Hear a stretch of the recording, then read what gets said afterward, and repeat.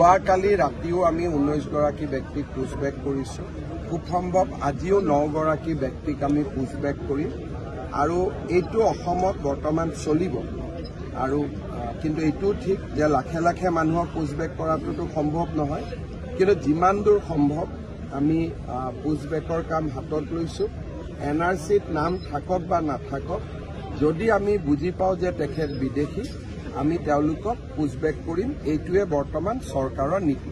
NRCত নাম থকাৰ পিছতো যদি আমি বিদেশী বুলি গম পাওঁ, কাৰণ NRCত নাম বহুতে চলে বলে কলে কৌশলেও সোমাইছে। কোনোবাই কৰিমগঞ্জত যদি চাহাবুদ্দিন আছে, বাইহাটা চাৰিআলিৰ পৰা মানুহে গৈ তেওঁক বিচাৰি আনিছে, আনি কৈছে পিতা পুত্ৰৰ মিলন হ'ল। গতিকে যি ধৰণে অসমত NRC হ'ল সিয়ে গোটেই প্ৰক্ৰিয়াটোৰ ওপৰতে বহুত সন্দেহৰ সৃষ্টি কৰে। গতিকে আমি সিদ্ধান্ত লৈছোঁ যে NRCত নাম থাকক বা নাথাকক, যদি বিদেশী বুলি তেওঁক আমি সম্পূৰ্ণভাৱে বুজি পাওঁ, তেতিয়াহ'লে আমি তেওঁক পুছবেক কৰিম। গাফিলতি বিষয়াসকলৰো আছে, কিন্তু যিসকলে এই কামটো কৰে তেওঁলোক ইমানে বুদ্ধিমান যে আমাৰ বিষয়াসকল ইমান বুদ্ধিমান নহয়।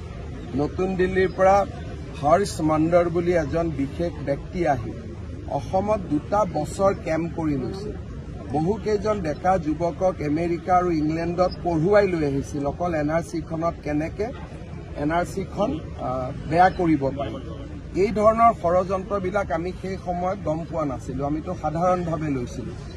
এতিয়া এই ঘটনাবোৰ মুখ্যমন্ত্ৰী হোৱাৰ পিছত মোৰ নলেজত আহিলে, তেতিয়া মই মুখ্যমন্ত্ৰীও নাছিলোঁ। গতিকে মই ব্যক্তিগতভাৱে অকল NRCখন এটা তথ্য হ'ব পাৰে, কিন্তু NRCত নাম থাকিলে যে তেওঁ ম্যাদী পট্টা পাই গ'ল, সেইটোক মই বিশ্বাস কৰিবলৈ মই সাজু নহয়।